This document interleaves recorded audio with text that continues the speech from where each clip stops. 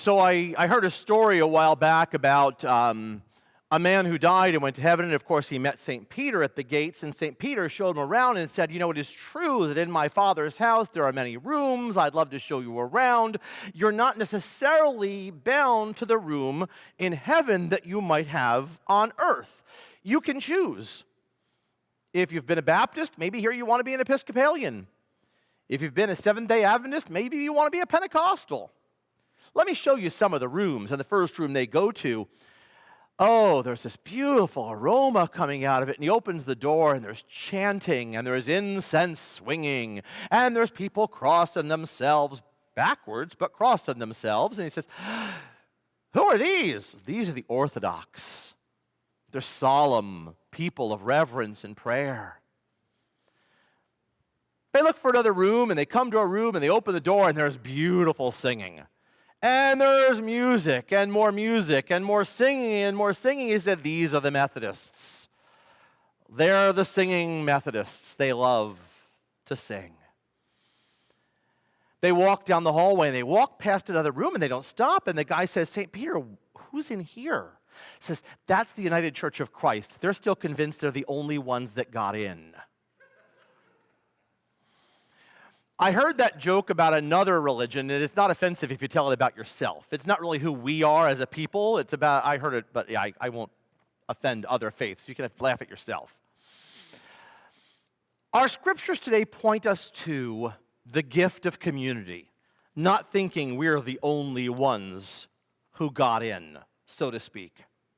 Our psalm of the day, Psalm 111, starts this way. I will give thanks to the Lord with my whole heart in the company of the upright in the congregation. I will give thanks to the Lord, singular, in the company of the upright, communal, in the congregation, communal. It's an individual act done in community. You see, the reality of the faith of ancient Israel is it was a communal faith, not an individual piety.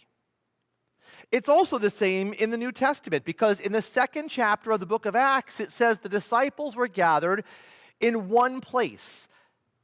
They gathered together. They devoted themselves to prayer and to the teaching of the apostles and to fellowship and to breaking bread. Communal.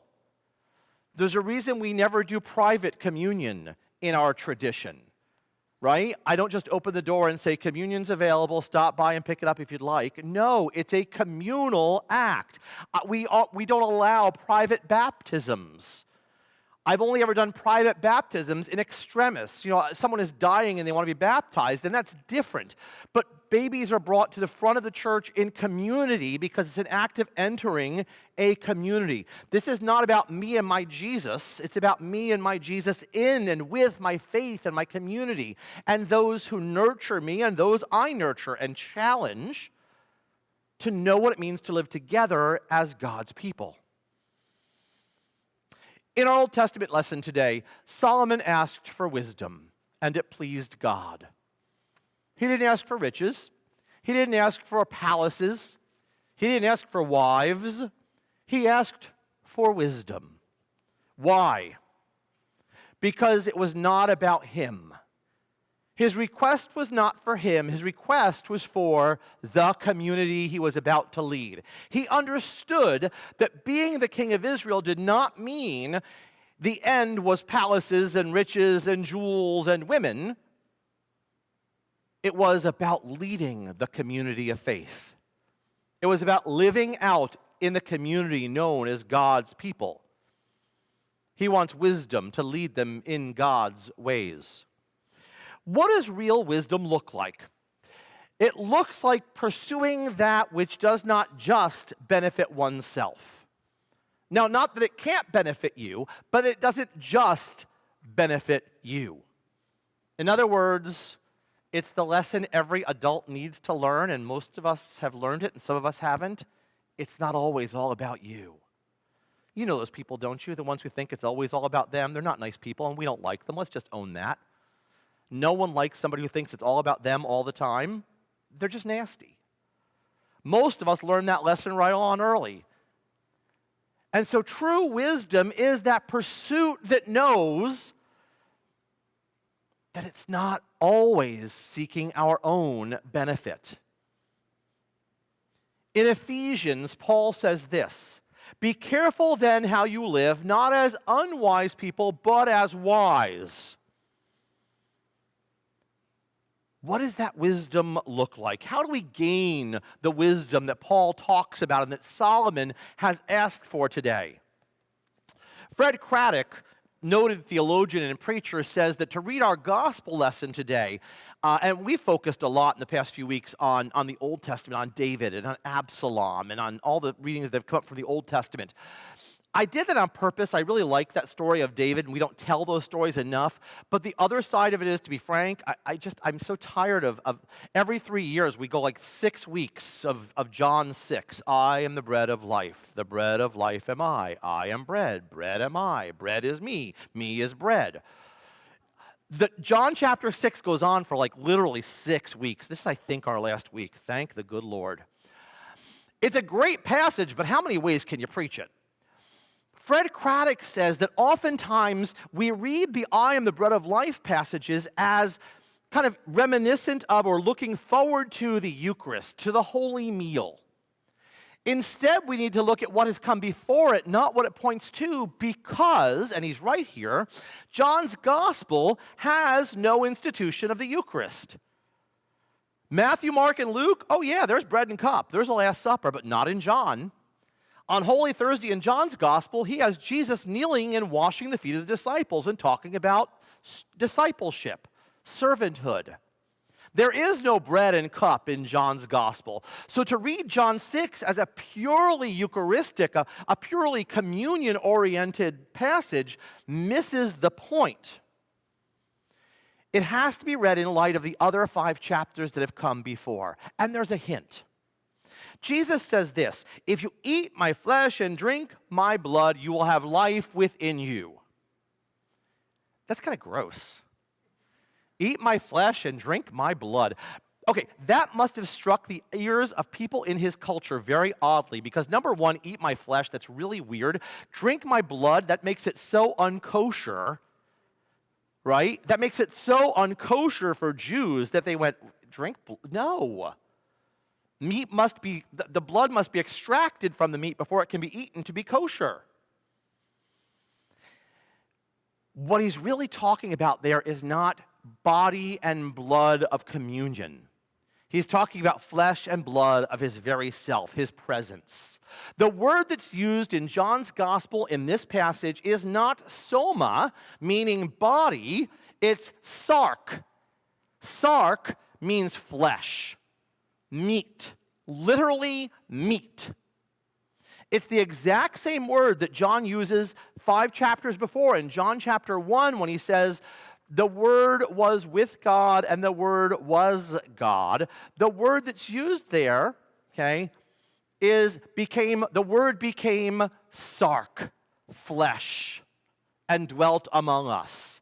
The Word became enfleshed. It became literally enfleshed. It became a part of our world, a part of us, literally, physically a part of our world. It's not body, soma, it's sark. What Craddock points to here is that perhaps what John is saying to us is not reminding us of the Eucharistic feast that will come later, which it doesn't in John's gospel. It's this.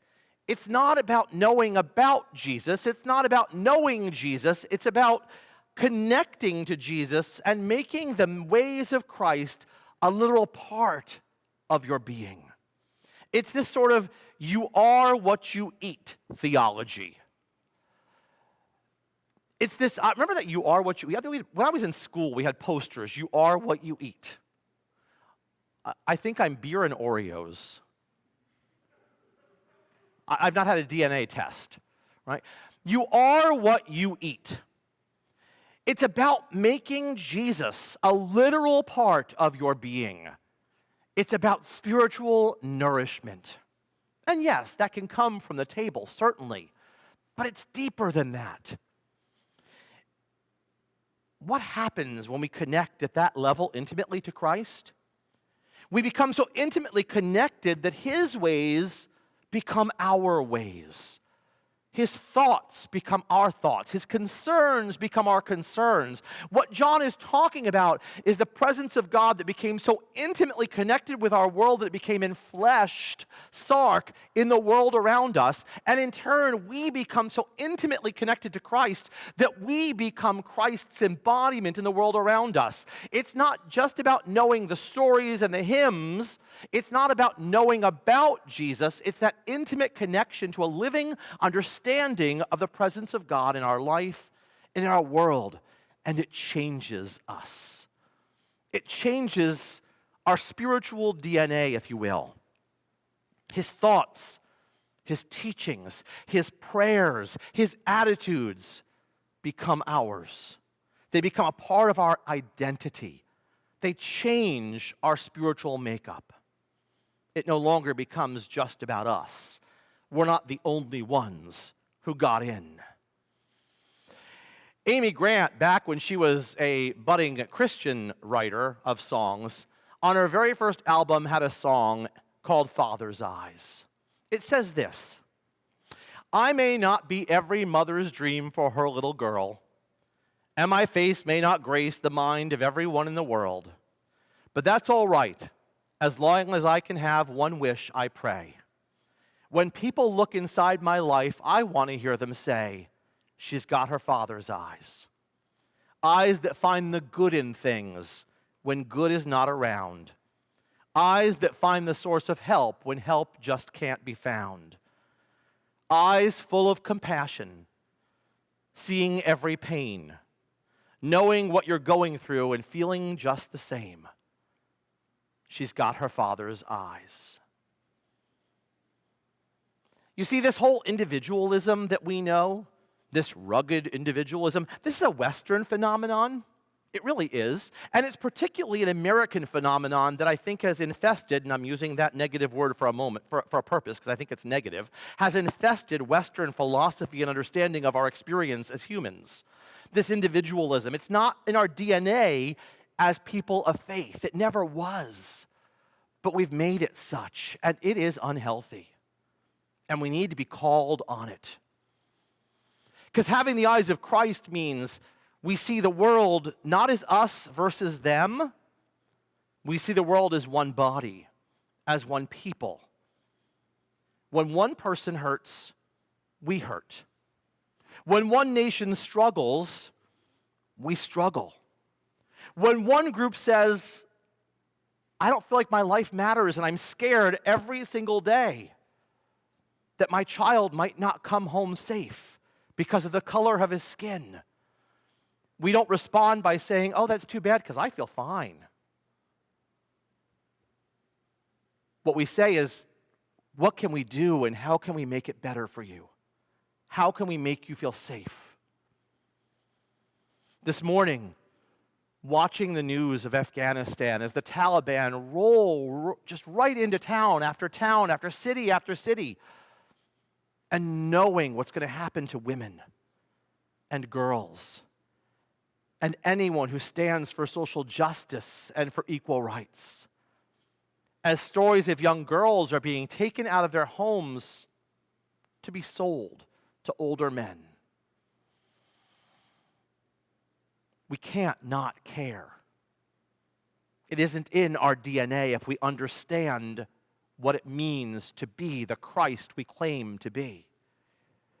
Care for creation in a climate crisis when entire species are facing extinction.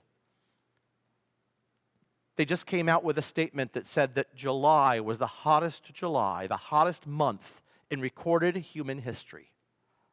That can't not be a concern because our faith is clear. We seek wisdom. Wisdom comes from becoming the presence, the sark, the enfleshment, the incarnation of the presence of Christ in our world. It comes from becoming the presence of God in a world that needs to understand where God is in its brokenness.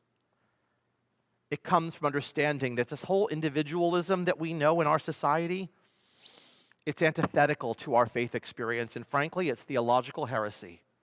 It wasn't ever who we were created to be. We live in God's world. We are one people. We live in community. Amen.